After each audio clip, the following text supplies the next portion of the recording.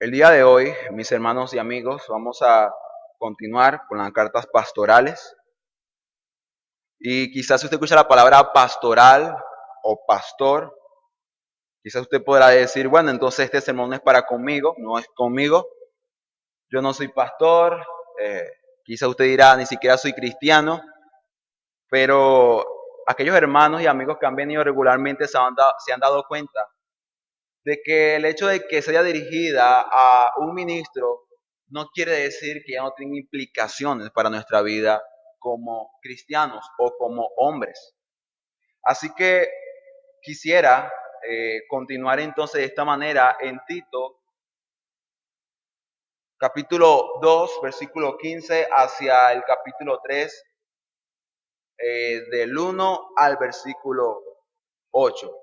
Ahí vamos a estar, puede agarrar su Biblia, Nuevo Testamento, para que pueda acompañarnos en la lectura. Quisiera dar un pequeño contexto para aquellos que quizás es primera vez que van a escuchar acerca de esta carta de Tito, eso, no entiendo. De forma resumida, quisiera decirles que esta es una carta, como acabo de decir, pastoral o conocida de esta manera, porque el apóstol Pablo, él fue y predicó el evangelio a muchas regiones y lugares.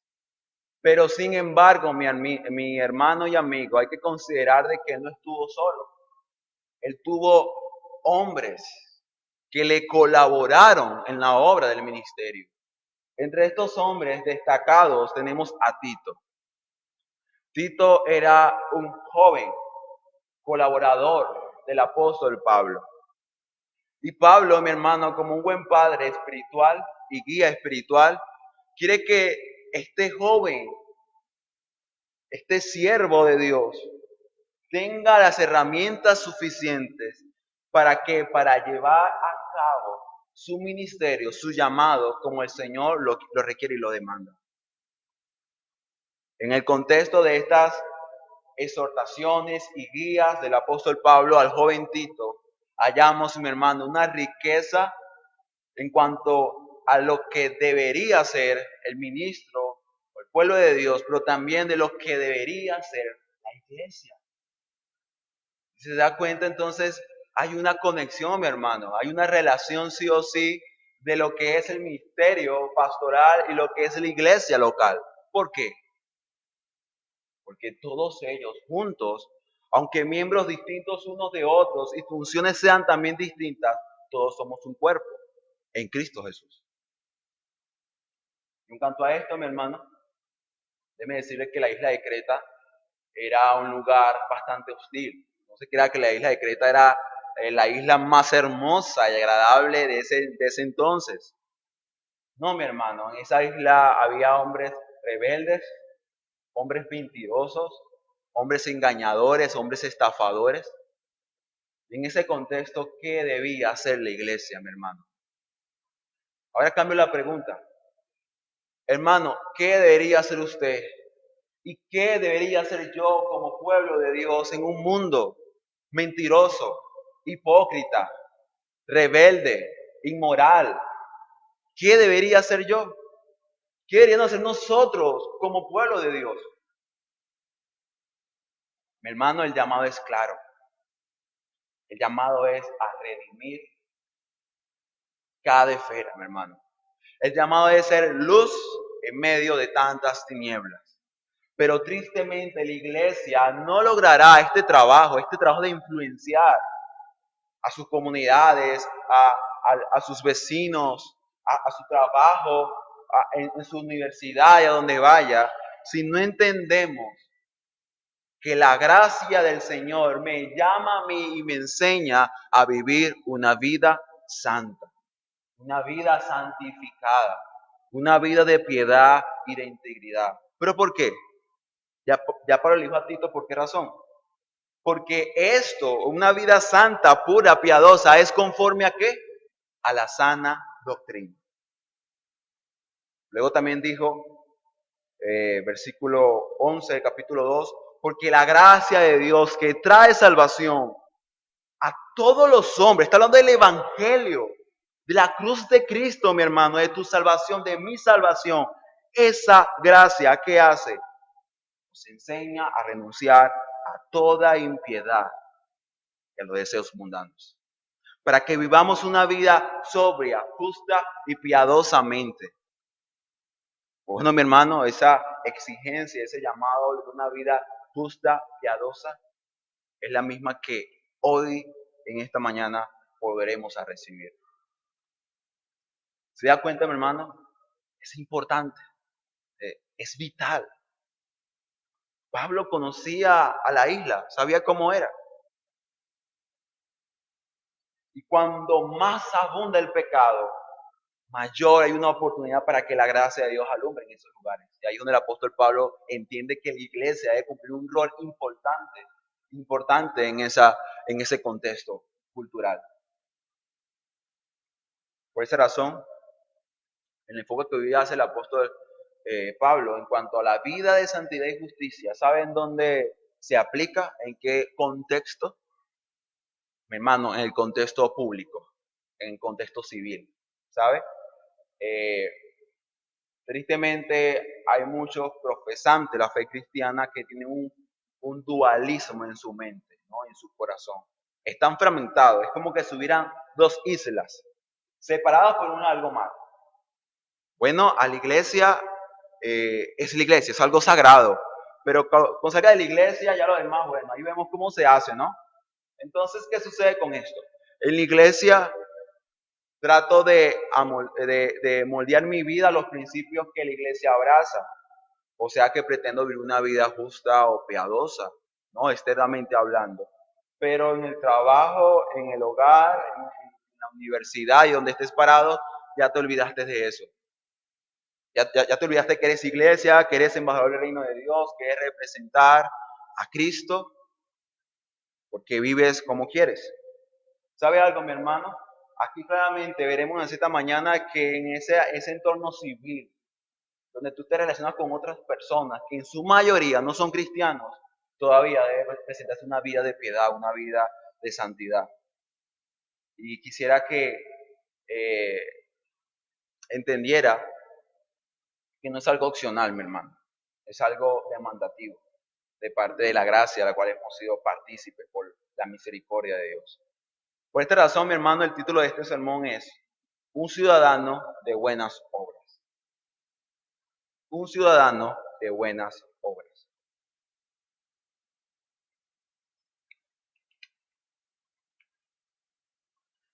Mi hermano, cuando hablo de un ciudadano, hablo de la parte cívica.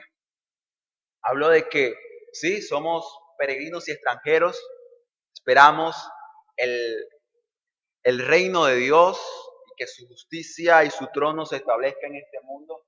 Pero ¿sabe algo, mi hermano? Nosotros también somos ciudadanos venezolanos, ¿verdad que sí? Tenemos una cédula de identidad. Y como tal, tenemos responsabilidades cívicas con nuestra nación. Y las preguntas sería, si yo espero el reino de Dios, si yo tengo una nacionalidad divina, ¿qué hago con la terrenal? ¿Qué hago con eso? Por eso uso la palabra ciudadano. Pues lo que veremos en esta mañana es que esta ciudadanía venezolana, en su caso y en mi caso, debe ser usada para la gloria de Dios. ¿Cómo glorifico a Dios? Viviendo en buenas obras. Por eso hablo de un ciudadano de buenas obras, mi hermano. Debemos ser ciudadanos ejemplares para la gloria de Dios. Para esto, eh, dividí el pasaje que acabo de nombrar en su momento en tres partes. Primera parte, del capítulo 2, versículo 15 al capítulo 3, versículo 3, un recordatorio a las buenas obras.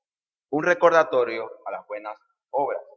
Segundo punto, segunda división, la grande obra de salvación. La grande obra de salvación, del 4 hasta el versículo 7. Y por último, un llamado a ocuparse en buenas obras, versículo 8.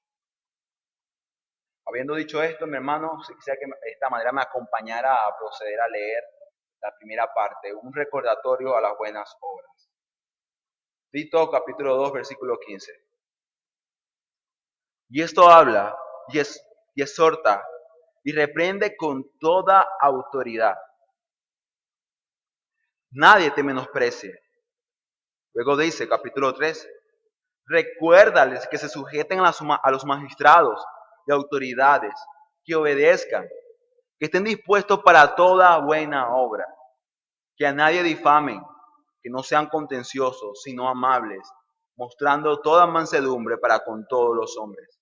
Porque también nosotros éramos en otro tiempo insensatos, rebeldes, extraviados, sirviendo a concupiscencias y deleites diversos, viviendo en malicia y envidia, aborrecibles y aborreciéndonos los unos a los otros. Amén.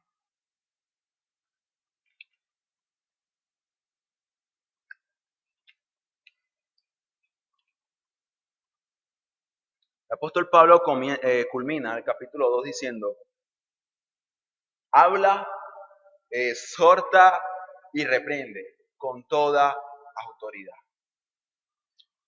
¿Sabe algo? Recuerde que estas palabras son dichas a un joven ministro.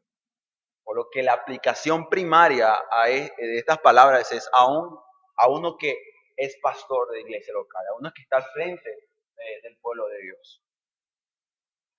Esta palabra, mi hermano, habla, si recuerda, también se usó en el versículo 1 del capítulo 2.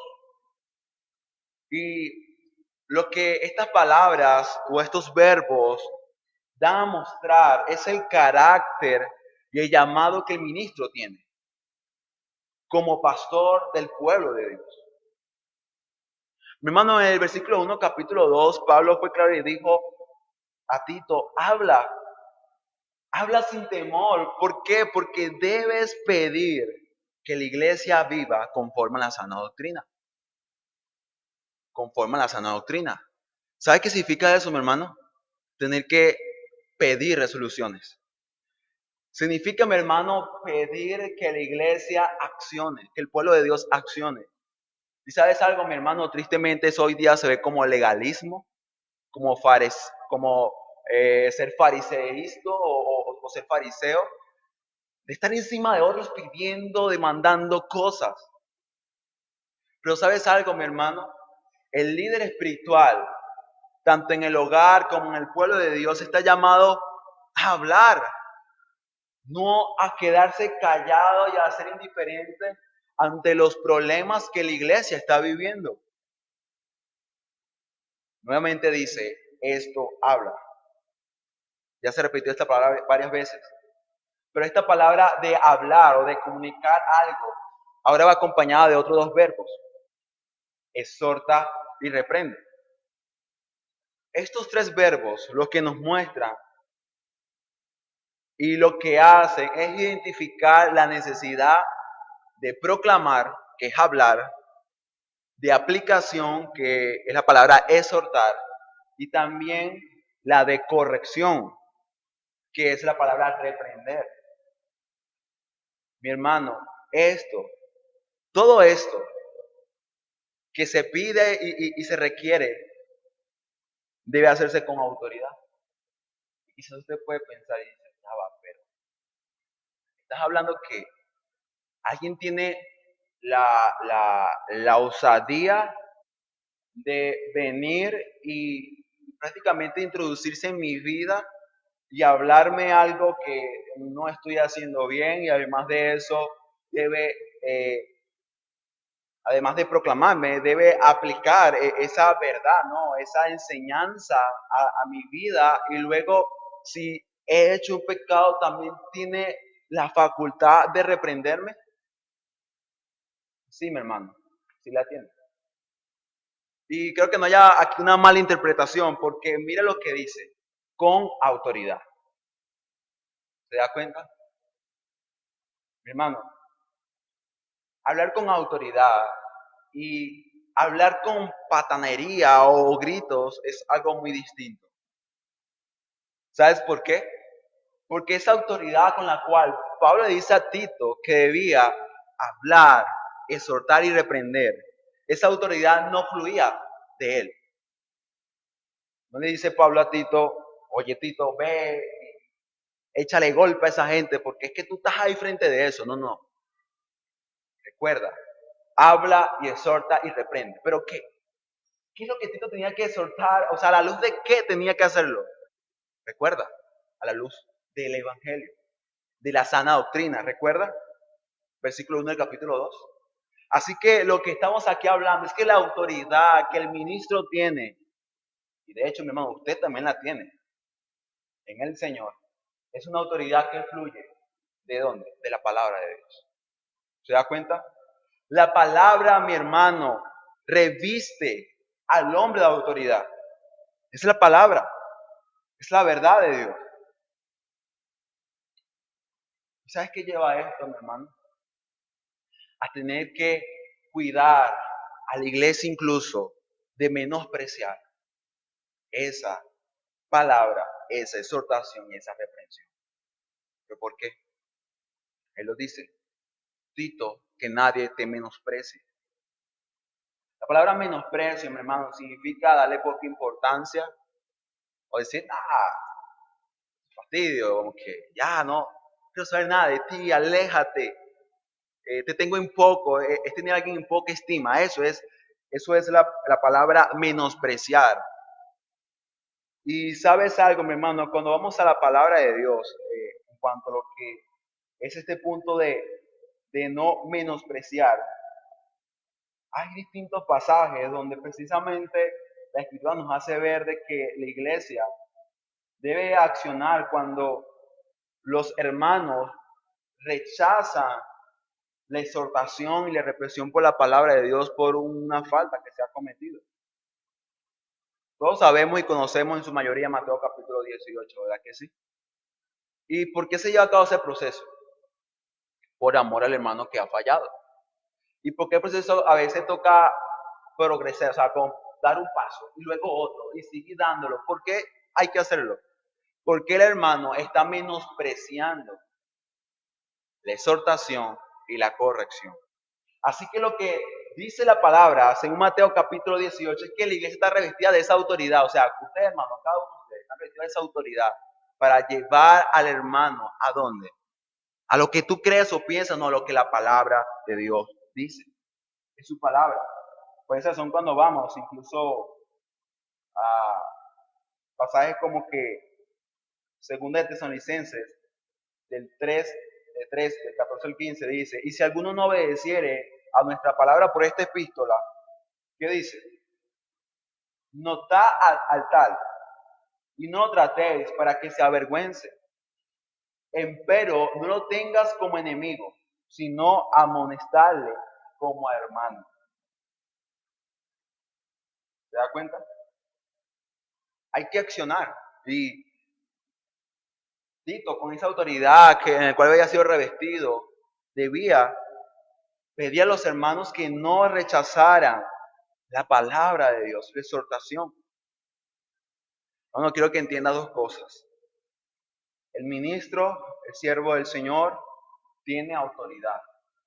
¿Por qué? Porque él tiene un papel importante, fundamental en su ministerio, y este es predicar la palabra de Dios, llevar la palabra de Dios.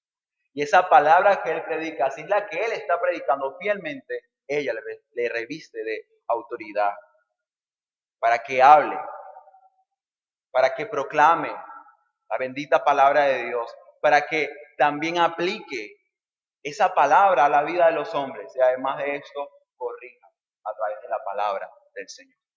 Así que mi hermano, esto es parte de la vida ministerial y obviamente también es parte de la vida cristiana.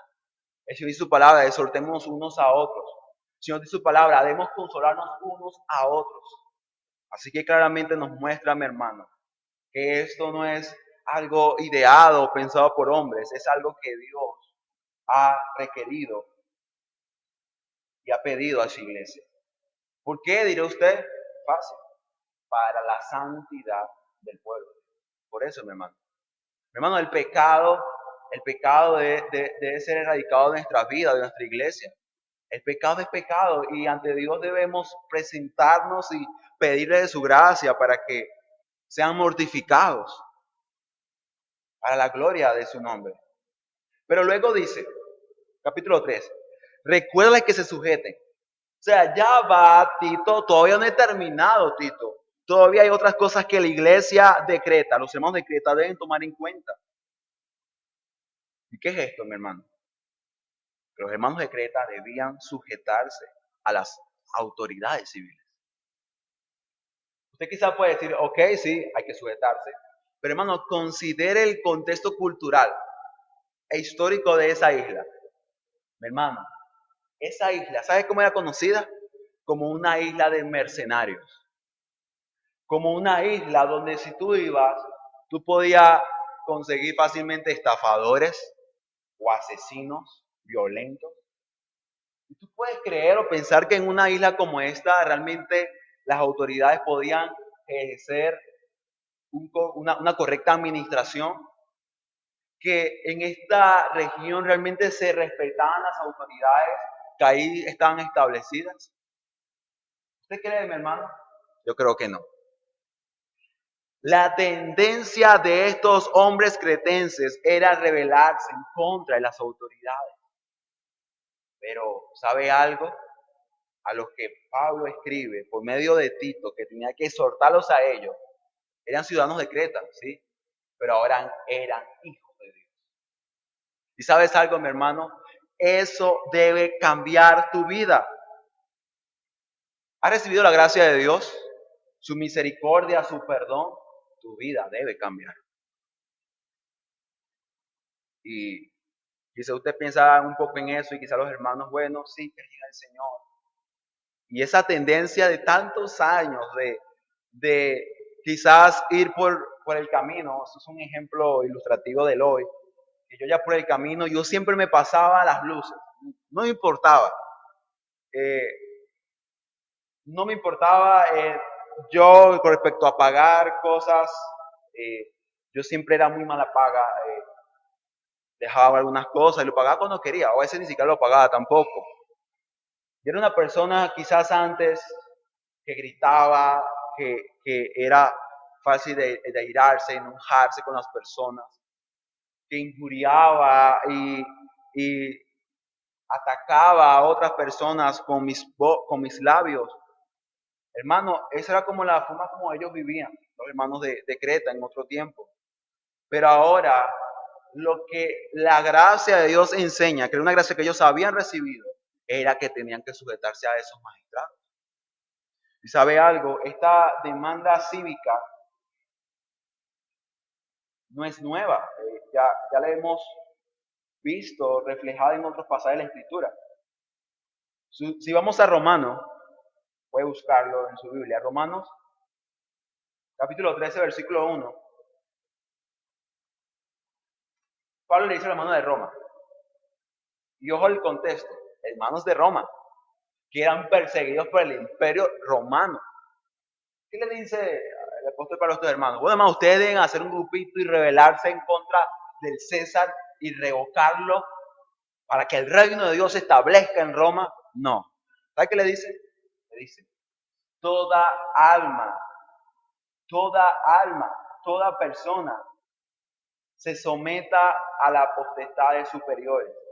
Porque no hay potestad sino de Dios.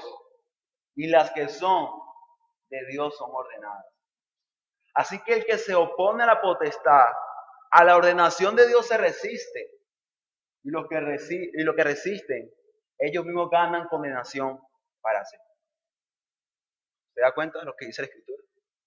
Si tú te opones y te resistes a la autoridad cívica, sea a tu alcalde, presidente, gobernador, si tú te opones a esa autoridad, te estás oponiendo a Dios mismo.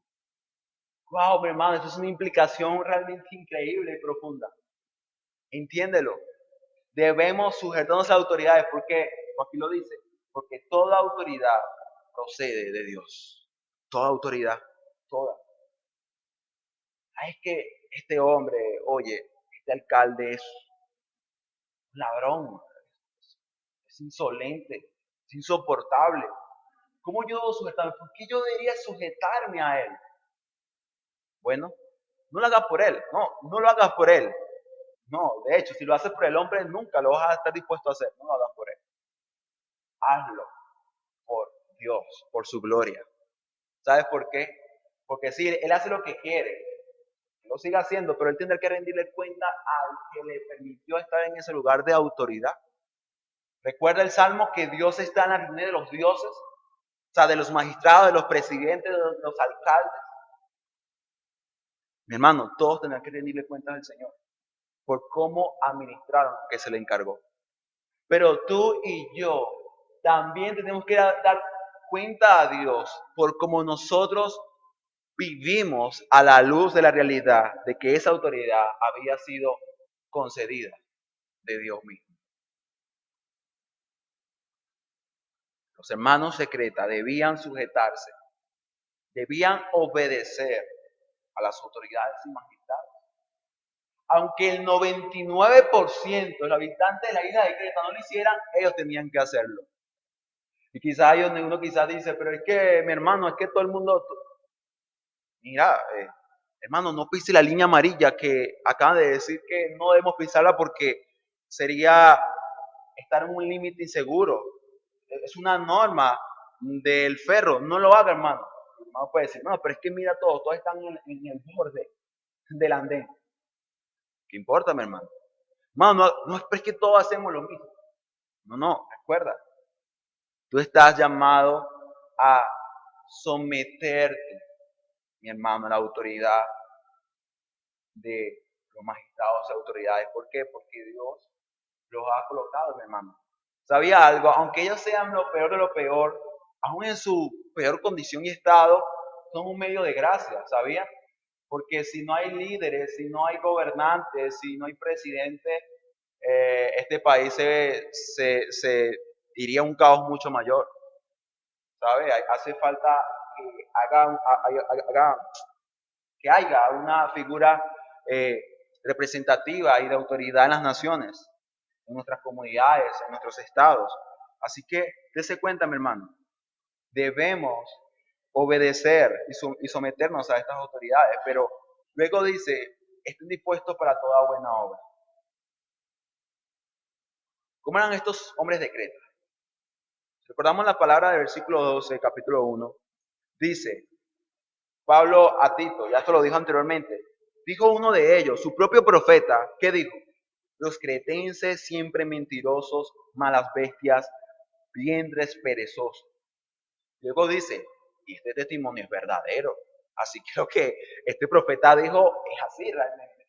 O sea, así como los hombres de Creta vivían y andaban. Pero se da cuenta ahora cómo la demanda que la gracia de Dios hace en la vida de estos hermanos entra en claro contraste a cómo típicamente vivían estos hombres a como ellos ahora están llamados a vivir. Ahora le dice a ellos, ustedes deben estar dispuestos, o sea, preparados, erguidos para qué? Para hacer toda buena obra. Toda buena obra. Y esta palabra buenas obras se repite muchísimo en estos capítulos. De hecho, es como culmina este pasaje. Y digo todo esto, dice el apóstol Pablo, versículo 8, para que procuren en ocuparse en buenas obras. Hermano, creo que está hablando de que usted y yo debemos ser ciudadanos ejemplares en esta nación. Debemos ser ciudadanos que a cabalidad podamos cumplir con las leyes y normas establecidas por este Estado. Siempre cuando ellas, ojo, no pasen por encima de la autoridad superior, que es la de Dios. Recuerda, ellos son siervos de Dios, ellos sirven a Dios. Así que el que determina lo que es el César y lo que es de Dios es Dios mismo. Él tiene el imperio. Pero aún así que dice, estén dispuestos a toda buena obra. Ya aquí hemos hablado, mi hermano, versículo 1, de lo que estos hermanos deberían ser para con qué, para con las autoridades civiles. Pero ahora, ¿qué de las personas que nos rodean? ¿Cómo un cristiano debe vivir y debe tratar estas relaciones en donde en su mayoría no son cristianos, no conocen del Señor o no creen en el Señor, no van a una iglesia? ¿Cómo yo debo andar y vivir para con ellos? Pues bueno, el apóstol Pablo dice aquí a Tito, mis hermanos, ustedes no deben difamar, ni tampoco deben ser contenciosos. Aquí claramente nos presenta y nos habla de dos demandas que son negativas. Primero, no difamen. Segundo, no sean contenciosos. Y para entender esto, quisiera explicar rápidamente qué significa la palabra difamar, ¿no? La palabra difamar significa o habla de desacreditar a una persona públicamente. Esta palabra difamar está compuesta por dos palabras. Famar, que habla de fama, que habla de una reputación que se tiene de alguien. Y la palabra difa, que viene de la palabra de dañar, ¿no? De manchar. Y lo que aquí esto hace referencia es que los hermanos de Creta no debían manchar la reputación de quienes, de sus vecinos, de sus amigos, incluso de sus hermanos. Por aquí dice todos los hombres, no. Pero aquí la aplicación principal es en la parte pública. Y sabe algo, mi hermano, esto era algo doloroso para estos hermanos. El tener que vivir a la luz de esto era negarse a sí mismo. ¿Por qué? Porque estos hombres por naturaleza, recuerda, eran mentirosos, eran malas bestias. Oye, dice mala bestia, ¿qué quiere decir esto? Eran hombres malvados, mi hermano, egoístas, egocéntricos. Estos hombres, como le dije hace un momento, eran conocidos como los mejores estafadores. Ellos vivían para sí mismos, pero ahora en el Señor no vivían para sí. Ahora vivían para Cristo, para Dios, para su gloria y por lo tanto su vida debía cambiar. Pablo dice a estos hermanos, hermanos, no manchen la reputación de otros, no difamen.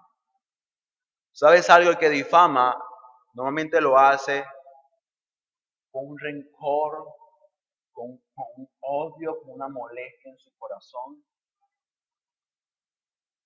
Y normalmente cuando la persona hace esto, más es lo que habla de esa persona. Oh, esa persona es así, mira cómo es un chismoso, mira cómo trata a su mujer, comienza a hablar muchas cosas a esa persona, ¿verdad que sí? Pero cuando está frente a esa persona, muy poco le dice acerca de eso.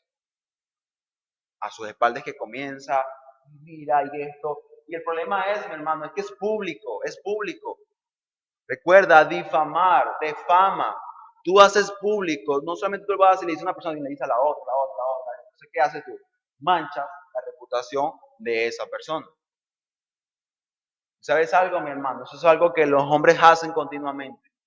Y la difamación va de la mano con el chisme. Pero nosotros como cristianos, como hijos de Dios, podemos vivir de esa misma manera. ¿Sabes algo? La difamación no busca la edificación, busca destrucción. Y usted, mi hermano, no debe prestarse para eso. No debemos difamar a nadie, a nadie. ¿Sabes algo? En muchos casos aún cuando lo que se dice de esa persona parece ser cierto, más sabio y prudente es callar. Más sabio es eso, mi hermano. Ahí si viene un vecino, comienza a hablar de otra persona, que mira cómo es, ¿Tú quieres edificar a esa persona? ¿Tú has hablado con esa persona acerca de eso? No, no lo he hecho. Entonces mejor, no me digas nada. ¿Sabes? No lo hagas. No lo hagas. Mano, no podemos prestarnos para esto. Tú en tu comunidad, en tu trabajo, donde este debe ser un ejemplo de una persona que no presta sus oídos para esto, ni tampoco presta sus labios para hacerlo, para con otros. No debemos hacerlo. Hermanos, no edificamos a nadie cuando comenzamos a sacar la basura de otros en frente de otra persona. No hacemos nada. No hacemos nada. Si nosotros no queremos ayudar a esa persona a sacar la basura de su hogar o de su vida, no hacemos nada. No hacemos nada. Tengamos cuidado, mi hermano, de estar difamando a las personas, de estar actuando de esta manera, porque esto es contrario a lo que Dios nos ha mandado hacer, nos ha demandado vivir. Yo escuché las palabras de un predicador, muchos lo conocen, Sujel Michelén. Él decía que un hermano le venía a contar algo acerca de otro hermano. Hermano, ¿sabe usted que este hermano que? Y Sujel Michelén dijo, no, mi hermano, no me diga nada de ese hermano. Hermano, pero es que necesito desahogarme. No lo hagas. Y hay mucha basura en mi corazón, mucho mal en mi corazón para que tú vengas a echar mucho más en él. Hermano, esto tiene que hacer nosotros mismos, porque nosotros cómo nos gusta, mi hermano, cómo nos deleitamos hablar de otras personas. Hay que ser sincero, eso nos agrada, pero no debemos hacerlo. Pero además de esto dice, no sean contenciosos. No sean contenciosos. Nuevamente, otra cosa que significa, por lo menos decreta, eh, ponerse en la cruz. Literalmente, ponerse en la cruz y decir, Señor, muero para mí cada día. Porque estos hombres que crecieron en una cultura, estos hombres y mujeres, ojo, hablo de forma general de la iglesia, vieron una cultura donde se se pensaba que la solución a los problemas era la violencia, era gritando, golpeando. No, pero ahora en el Señor no hemos sido llamados a esto. No, podemos vivir de esta manera. No podemos ser contenciosos para ir gritando, peleando, pegando tres gritos. No lo debemos hacer, mi hermano. Y si usted todavía no cree o no piensa que esto no sea contrario a a lo que el Evangelio representa, lo que representamos como hijos de Dios, entonces escucha a la gente lo que dice. Yo tengo un vecino que se pega tres gritos en su casa y comienza a gritarle a sus hijos, y tú le ves por ahí corriendo, diciendo palabras muy fuertes. Por si yo no soy cristiano. ¿Se da cuenta de lo que produce es el contencioso, mi hermano? Pero ahora hay demandas positivas. Y estas son, si no, o sea, no sean esto, pero deben ser esto. Dice, si no sean que amables, mostrando toda mansedumbre. ¿Para con quién? Para con aquellos que ya la presentaron con ustedes, o sea, son gente que con ustedes son muy cariñosas, amorosas. Con esa gente ustedes deben también ser pacientes, ¿saben? Porque le dio paciencia a ustedes, así que ustedes deben darle paciencia también a ella, ¿no? Pablo no dice eso. Pablo dice, amabilidad y mansedumbre, ¿a quién? A todos los hombres, a todos. Aún aquel que te pega tres gritos bien fuertes, te dice malas palabras, a él, trátalo con amabilidad y con mansedumbre. Que la palabra amable, quizás no hace falta mucho que la desarrolle. Creo que la palabra amable tiene en la mente una persona que su forma de hablar, de expresarse no es altanera o quizás maltratadora. Una persona muy cariñosa, una persona muy calmada. Y la palabra aquí mansedumbre precisamente habla de eso, de dominio propio, de controlar las emociones. ¿Sabes algo? Esto hace mucha falta. Y mucha falta aún cuando nos hallamos en situaciones bastante calientes, como es una discusión, como un problema. Ahí, mi hermano, es donde hace falta mansedumbre. No puede decir, es que yo tengo mansedumbre todo el día hasta que mi esposa me grita. ¿Qué sentido es? Si tu esposa te grita, sé manso, mansedumbre.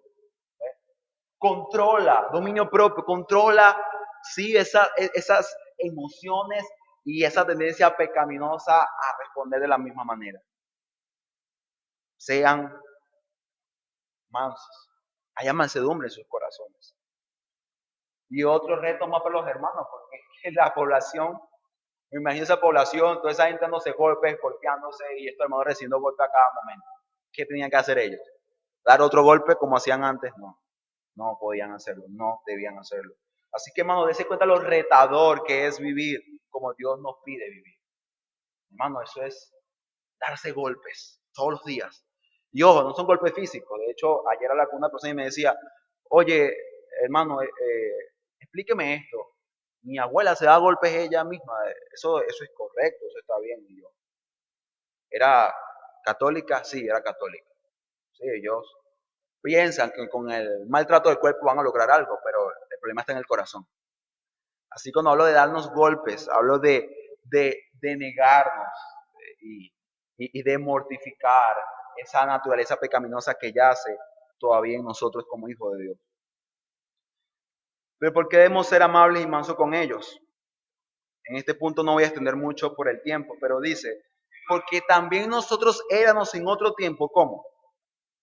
Mejores que ellos, perfectos, caminábamos y alumbrábamos las calles con la perfección que mostrábamos. No, dice, insensatos, rebeldes, extraviados, sirviendo a la concupiscencia y deleites diversos, viviendo en malicia, en envidia, aborrecibles y aborreciendo los unos a los otros. Hermano, esto no describe la vida, tu vida pasada. No quiero decir que tú tienes que llenar perfectamente la lista, pero algo de estas cosas que ya se nombraron había en tu vida, gobernaba tu vida, cuando no tenías a Cristo en tu corazón. ¿Y qué enseña esto? Porque la palabra porque es una forma en la cual se argumenta y se refuerza una idea ya presentada. Lo que quiere decir el apóstol Pablo es, hermano, tú no estás en la capacidad, no tienes el permiso para tú tratar de forma orgullosa, insolente y poco misericordiosa con esos hombres que todavía viven una vida de pecado porque tú eras como ellos. ¿Puedes entender esto? Y esto lo vamos a entender con mucha más claridad cuando vayamos a la segunda división. ¿Por qué? Porque ahí vemos, hermano, la gran salvación. Si se da cuenta, somos salvos, Dios tenemos esta vida espiritual. ¿Por qué? Por gracia. Nosotros no hicimos nada, nada. Así que nosotros, como cristianos, como hijos de Dios, que hemos visto la gloria de Dios y la gracia de Dios, debemos dar lo que hemos recibido. Hermano, ¿cuántas veces Dios no fue paciente para contigo? Esa cantidad de veces que se predicó el evangelio y tú dijiste, no me importa, no quiero ir, no me importa nada de eso, y ahora tú no puedes tener paciencia con alguien que vivía como tú. No, mi hermano, debemos reflejar y mostrar a Cristo, a Dios, su carácter a través de nuestras vidas. Y para hablar de esto quisiera pasar a la segunda estructura, segunda división. La grande obra de la salvación. De versículo 4 al versículo 7.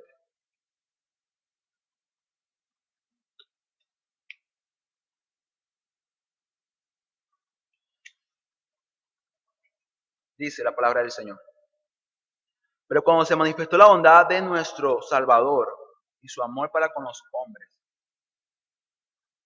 nos salvó, no por obras de justicia que nosotros hubiéramos hecho, sino según su misericordia, por el lavamiento de la regeneración y de la renovación del Espíritu Santo, que Él derramó en nosotros abundantemente por Jesucristo, nuestro Salvador, para que justificados por su gracia, llegáramos a ser herederos según la esperanza de la vida eterna.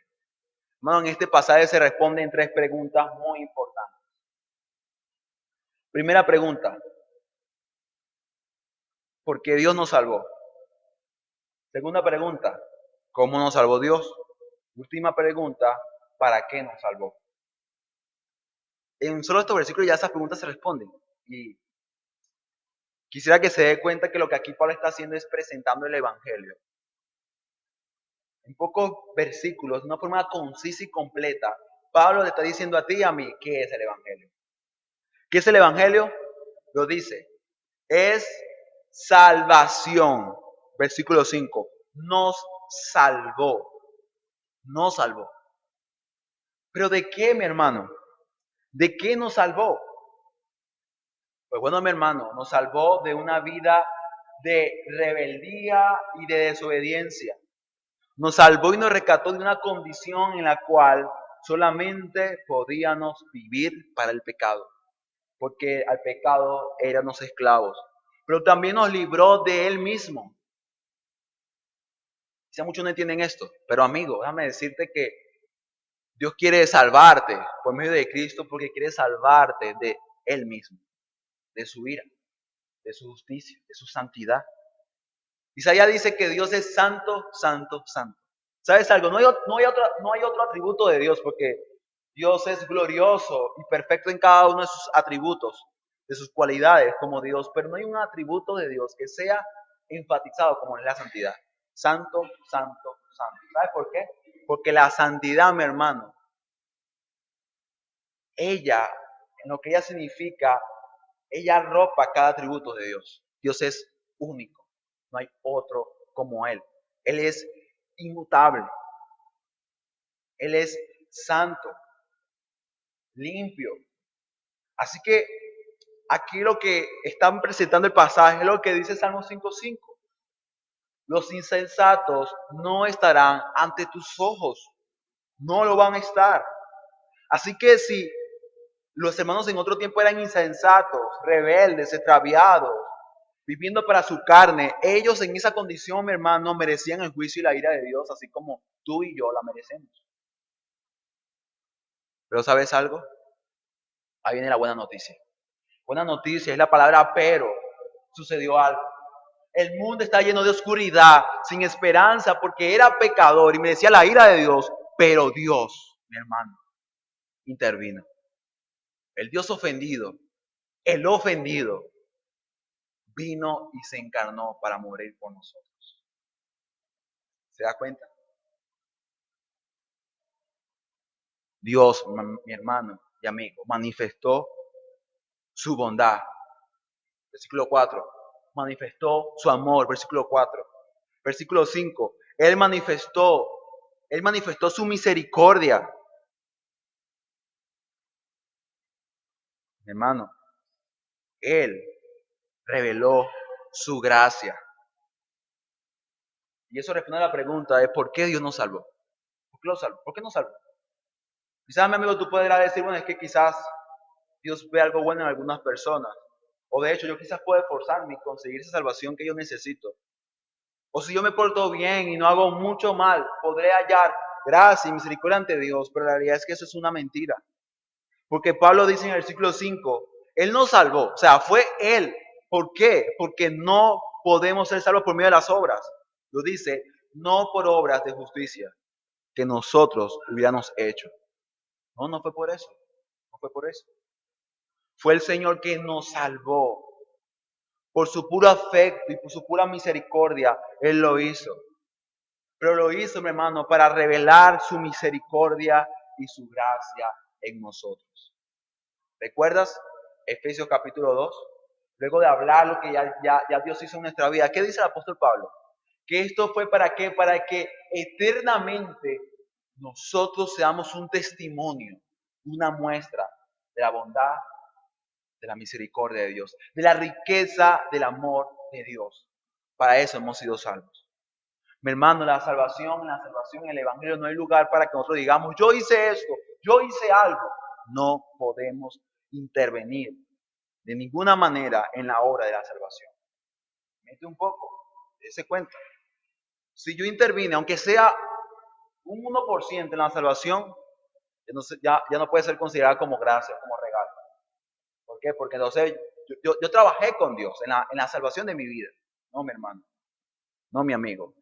Dios es el que salva. Dios es el que perdona. Dios es el que da vida. Es el Señor. Y ahí precisamente en ese punto donde la pregunta sería, ¿pero cómo nos salva Dios? ¿Cómo lo logra? Lo dice el pasaje.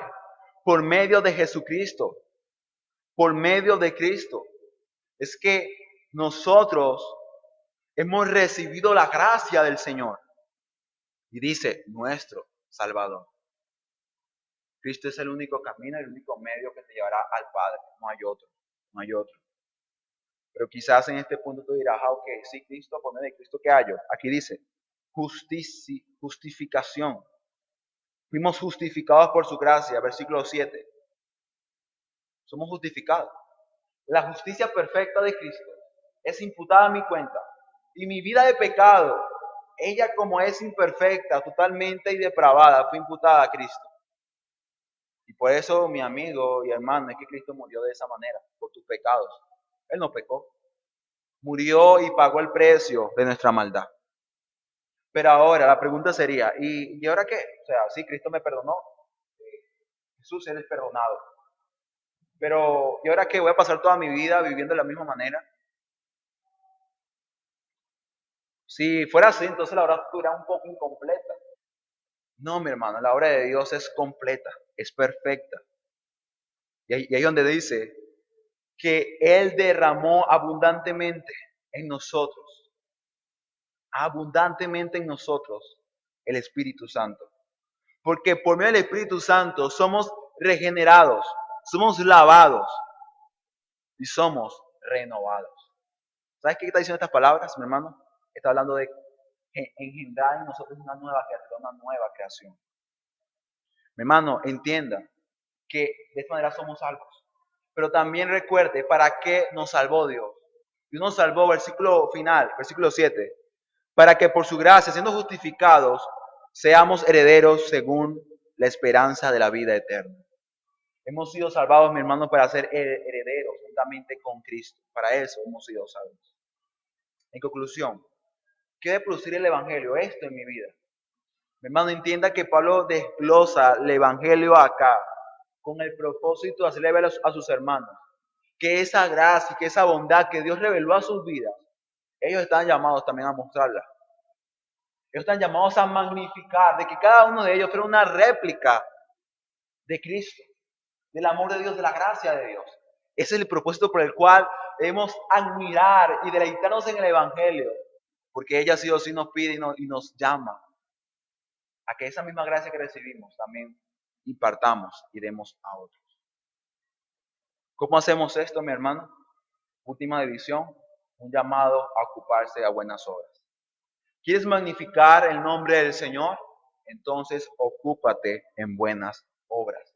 ¿Quieres vivir para la gloria de Dios y ser usado por la gracia de Dios como un instrumento en las manos del Redentor? Entonces, mi hermano, ocúpate en buenas obras. Pablo termina diciendo, palabra fiel es esta. ¿Cuál palabra fue fiel? El Evangelio. Luego dice, acerca de estas cosas quiero que hables con firmeza nuevamente. Te pido que lo hagas con autoridad, sin duda alguna. ¿Para qué? Para que los que han creído en Dios procuren ocuparse en buenas obras. Y dice al final, estas cosas son buenas y útiles a los hombres. Mi hermano, ¿tú has sido salvo? ¿Has creído en el Señor? ¿Has gustado de la salvación? Entonces vive en buenas obras.